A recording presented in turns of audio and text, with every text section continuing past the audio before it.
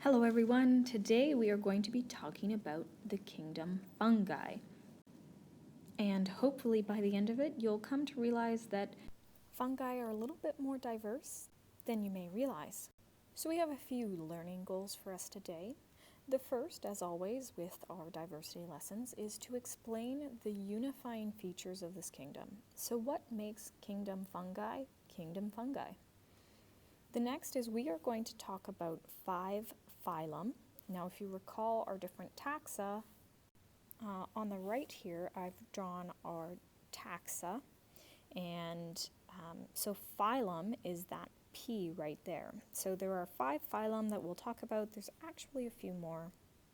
But with each phylum, you should know an example organism. So what kind of fungus is an example for a given phylum? The other thing is fungi are really important to us as humans and the ecosystem. So why are they important? Some of the different reproduction methods as well as life cycle. Fungus are diverse. So there's of course mushrooms, which is usually what you think of when you think of fungi, as well as toadstools, mildew, yeast, and molds. So all of these different sort of categories are part of the kingdom fungi. Fungi are heterotrophic, which means they need to consume organic molecules in order to produce energy for themselves. We do have some unicellular fungi, usually in the form of yeast, though most are multicellular. For a long time, we thought that fungi and plants were similar because they look kind of similar. They're sessile organisms that tend to grow out of some sort of soil or substrate. But if you take a look at this cladogram, then you can actually see that animals and fungi have shared a common ancestor more recently than fungi and plants have, which means that fungi are actually closer related to animals than they are kingdom plants. So a fungus is made up of hyphae, which is plural, or hypha, singular, and a hyphae, or a hypha, is a fine filament. So if you take a look over here, one of these little filaments down here under the mushroom is a hypha.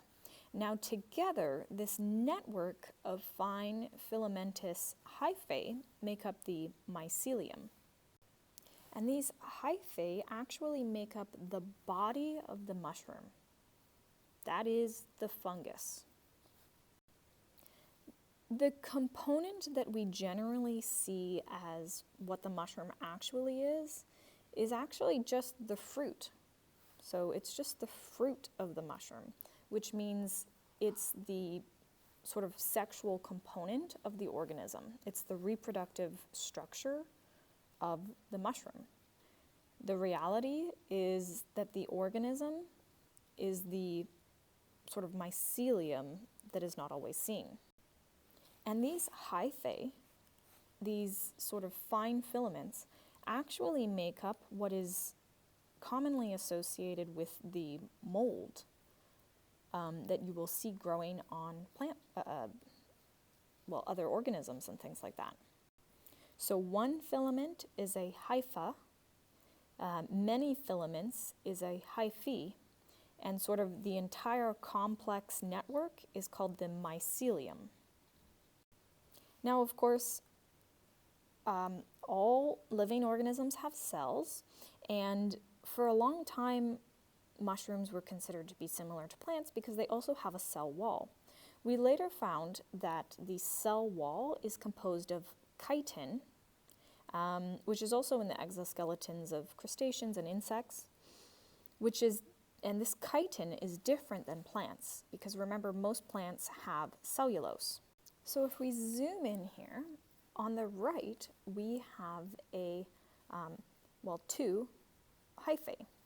And what you'll notice is this is a cell, and it looks completely different from the cells of a plant or an animal. And it's also multinucleated, which means it will have multiple nucleus. And the difference between the top one up here and the bottom one up, or the bottom one here, is that you can have something called septa, which will sort of break up the cytoplasm into different segments, but these septa usually have large pores, and that allows the cytoplasm to be continuous throughout, whether there are septa or not. The benefit of having this continuous cytoplasm is that materials can move relatively quickly from one end of the hyphae to another. Now, fungi acquire their nutrition in a number of different ways. We mentioned earlier that they are all heterotrophic, but there's different ways they can accomplish that. The first being parasitic, meaning that it gets its food from a host and usually at the detriment of its host. So please watch this video, it's super interesting. It's of the cordyceps fungus, and it actually invades ant bodies and controls them.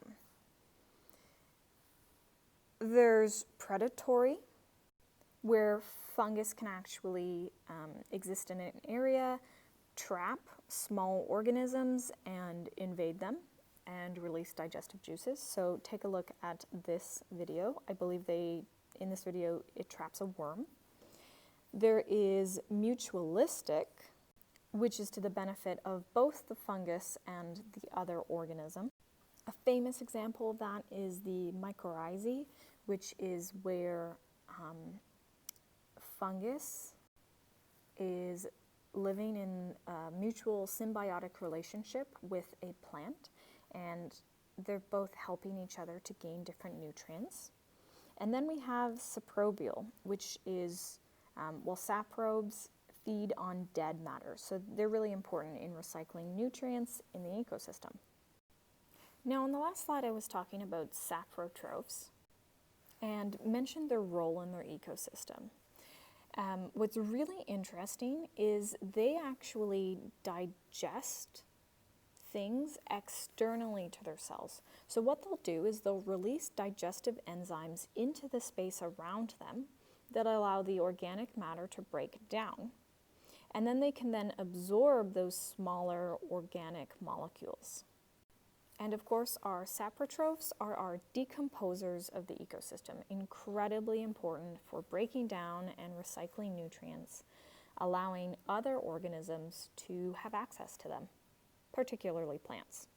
I wanted to also focus on one really interesting feature of some parasitic fungi, and it is, as you know, parasites are going to invade their host. And so parasitic fungi have a special hyphae called a hostoria, in which actually penetrates the host cell. So in green, this is the host cell. And we have that specialized hyphae penetrating the host cell, which allows them to control the host without killing them. And parasitic fungi can cause diseases in plants and animals, including things like Dutch elm disease, athlete's foot, and ringworm. And so these two up here, athlete's foot and ringworm, humans are susceptible to. Let's talk about reproduction. So fungus, or fungi, can have both sexual and asexual methods of reproduction. An asexual method is fragmentation, where pieces of that hyphae, remember that's that filament, simply break off and grow into new mycelia. So that's the simplest asexual method. Another method of fungi reproduction is through spores. Now, spores can both be sexual and asexual. If they're asexual, then their genetic information is going to be identical to the parent organism. But if it's sexual spores, then the spores are going to be haploid, which means half the number of chromosomes. Spores are a really, really easy way for the fungus to expand its area of growth and sort of grow in new areas, because they are produced in such large numbers. One tiny little puffball can produce as many as 1 trillion spores. I don't know if you've ever found these in fields or anything, but you can pick them up and squeeze them and you will be releasing spores. That's what those little puffs are when you squeeze them. So spores are an important part of both asexual reproduction as well as sexual reproduction. And when we're talking about that sexual reproduction, we'll get back to that in terms of the life cycle of a mushroom. When we go to classify fungi, we're going to be talking about 5 phyla. There are more than 5, but we're going to be talking about 5. Here are the 5. We have Ascomycota, the sac-like fungi, Basidiomycota, the club-like fungi, Zygomycota, the case-like fungi, the Chytridiomycota, the aquatic fungi, and the Deuteromycota, or the imperfect fungi. First up of our fungi phylum are the Deuteromycotes. Now, Deuteromycotes are known as the imperfect fungi. The reason for that is they only reproduce asexually. They only ever reproduce asexually, and they release a spore called conidia. The reason we're highlighting these imperfect fungi, or the Deuteromycotes, is because members of this group are the ones that produce the penicillium mold, which of course produces penicillin, a very important antibiotic. They, within this phylum, there's also a fungus that produces cyclosporin, that is an anti-rejection drug to help transplant patients with the transition to a new transplant. We can also use fungi from this phylum to make soy sauce and blue cheese. In general, it's a very diverse group, and so there are a lot of organisms within this phylum that we don't know a lot about. Our next phylum are the Chytridiomycotes, or the chytrids. These are known as the aquatic fungi because they're the only fungi with swimming spores, and these spores actually have flagellum.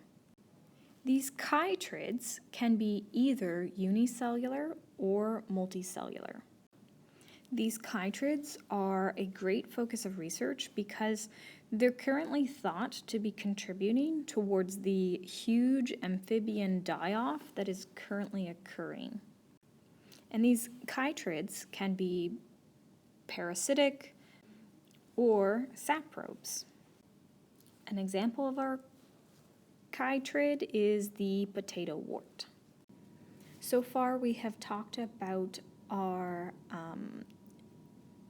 Chytridiomycotes, the aquatic fungi, the Deuteromycotes, the imperfect fungi, and next up we have the Zygomycotes, known as the case-like fungi, which basically means they're molds. So the Zygomycotes are molds. They're multicellular and terrestrial. They're saprotrophs and often soil fungi. Like I said, they are the bread and fruit molds. So whenever you see mold around your house or in your kitchen, they're often going to be the Zygomycotes.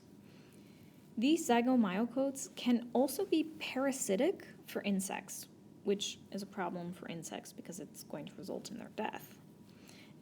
Zygomycotes can reproduce asexually as well as sexually, though asexually is more common for them. When you look closely at bread mold, you can sometimes see these little black tips, and these black tips are sporangia, which basically just means they hold spores. And eventually, these spores will be released, land on a substrate, maybe, another piece of neighboring bread, and hang out there until conditions are favorable, and they will then begin to grow. Some zygomyocots can be used commercially. So, for example, in food production of tempeh. Next up, we have our sac fungi, or our ascomyocotes. These guys are a little bit more interesting than the last three because you're more likely to recognize them. There are a very large group of fungi. They include mildews, so mildews that you might find on leaves, single-celled yeasts, as well as truffles. Some species are parasitic. So here's an example of a leaf curl caused by an ascomycote, and over here is chestnut blight, also caused by an ascomycote, a parasitic fungi. Most ascomyocotes are saprotrophs. So once again, they're breaking down those materials in the ecosystem. Now, like I mentioned, these are sac fungi, and they're identified by these asci or asca singular, which are just small sacs which develop during sexual reproduction. These ascomyocotes will also use asexual reproduction. Down here, we have an image of budding occurring. So you can see the sort of original yeast cell with that bud forming just off of it, and eventually when it gets large enough, it will break off and we will have two identical cells. Now, I mentioned that yeasts and truffles are part of these ascomyocotes. You know, I assume, that yeast is used in bread making and other baking, as well as making beer and fermenting wine. And truffles, if you've ever had them, are considered to be a delicacy. They're really interesting because they grow on the roots of oak trees, ground, and one of the only ways to find them is through the noses of pigs and dogs. And so what I've done is I've included, I think it's a little 5-minute video on just how truffles are farmed. So over here, you can see our sac-like fungi. It's sort of hollow looking and it looks like a sac, I guess. And what's going on, here it is, all exposed to you. Something to note in this image is that we have our sort of reproductive tissues here. And what's happening is we have an ascus, these little bubbles over here, and they are releasing ascospores. So the ascomyocotes release ascospores, just another specific type of spore. And finally, we get to the best recognized fungi around, which are the basidiomyocotes. And those are the club fungi. And they're best recognized because, well, there are happy little mushrooms in the forest. These are the mushrooms that you'll see growing on your lawn, off of tree trunks. So those are called bracket fungi for anyone who spends much time in the forests. And they're also the puffballs that you can find. Some of these basidiomyocotes are edible, and some of them are quite dangerous and toxic. These basidiomyocotes have a spore called basidiospores. Notice this name of the spores usually have to do with the name of the phylum. And these basidiospores come from specialized hyphae called basidia. So let's just quickly recap the morphology of your typical mushroom. All of this, that's a mushroom, just go with it, okay, is actually the fruiting body. So that's not really the mushroom, it's just the fruit of the mushroom. The mycelium, which is that network of hyphae, is sort of the main component of the organism. But, like I mentioned, the fruiting body is going to be that reproductive component of the organism. And so on the fruiting body, you're going to get those basidia, that's these little blue blobs, and each basidia is going to release basidiospores, those small blue blobs. I mentioned that basidiomyocotes can be edible as well as toxic. Some are also parasites of plants, and these parasitic basidiomyocotes cause tremendous amount of damage in crops. And one method of preventing some of these parasitic fungi is through fungicides, comparable to pesticides, but, for fungus.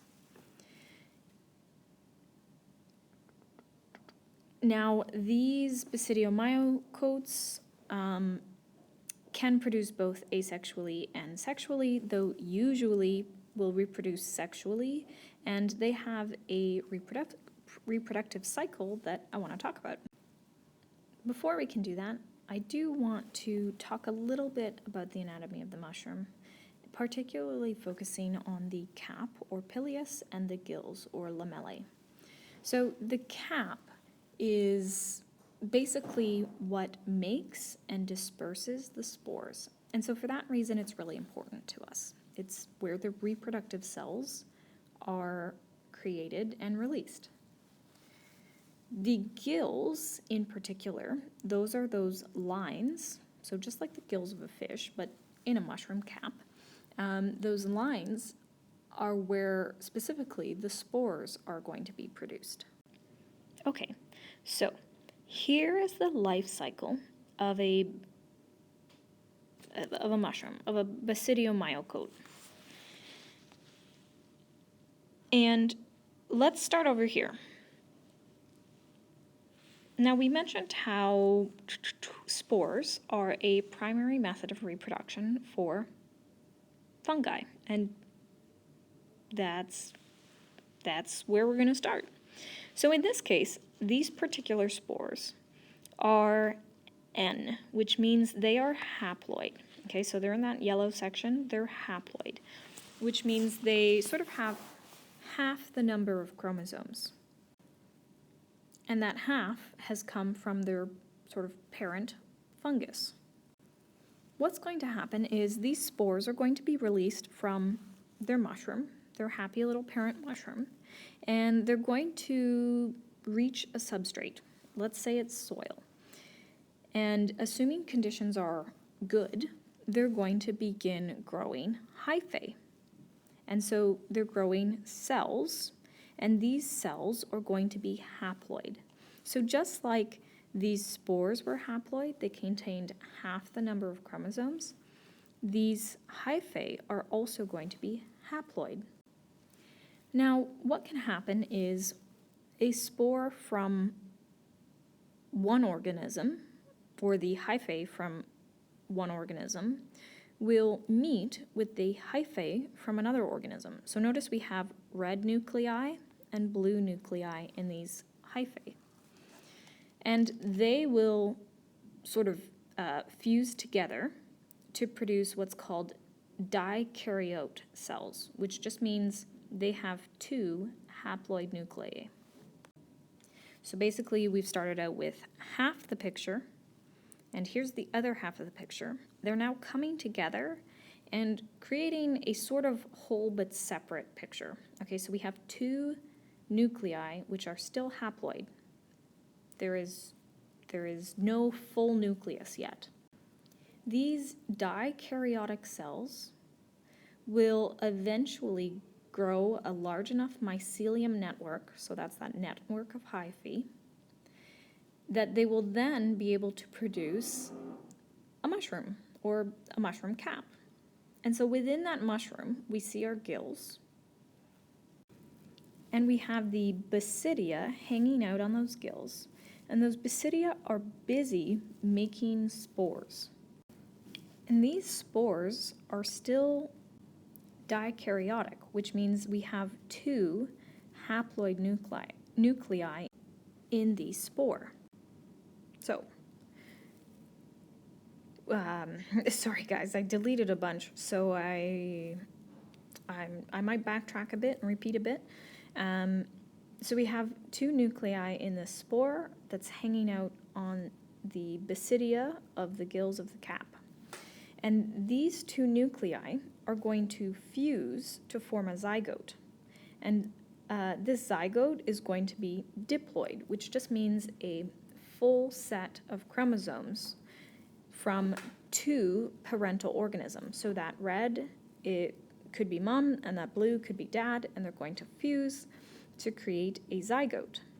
This zygote will then undergo meiosis and split that genetic information up into 4 haploid nuclei. So for a split instance, we are diploid, which means that full set of chromosomes, before going straight back into haploid, that half set of chromosomes. This basidium will then create basidiospores, because remember we're the basidiomyocotes creating our basidiospores, and these spores will then release and will all be haploid. So we go haploid, hang out in the substrate, create our hyphae. Eventually these hyphae will fuse to create cells that are dikaryotic, so they have 2 nuclei. Our reproductive structure, the mushroom, will be produced, still dikaryotic, and have basidia that creates a, this basidium will allow these 2 nuclei to then fuse, form a zygote, which now has a diploid nucleus, or sort of a full nucleus. It will then undergo meiosis, and now we're back to haploid again, so that half nucleus, and the process repeats over and over and over again. Okay, finally, that is it for our 5 phyla. We have our ascomyocotes, or the sac-like fungi, which are things like yeasts and truffles. We have our basidiomyocotes, which are our club-like fungi, the ones that we just talked about, your stereotypical mushroom. We have our zygomyocotes, which are our bread molds. We have our chytridiomyocotes, or our aquatic fungi, because they have aquatic spores. And finally, our deuteromyocotes, which are our imperfect fungi because they only have asexual reproduction. And for each of these phylum, we've talked a little bit about whether they're asexual or sexual,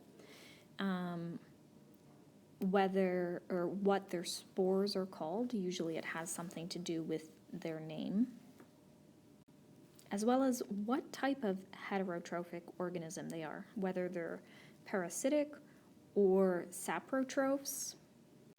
And finally, why do we care? Like, as humans, are they useful to us? So I wanted to focus on one other symbiotic relationship in fungi that are incredibly useful to humans, and that is lichen. So lichen is actually what's known as a composite organism, because lichen are formed from an organism from 2 different species.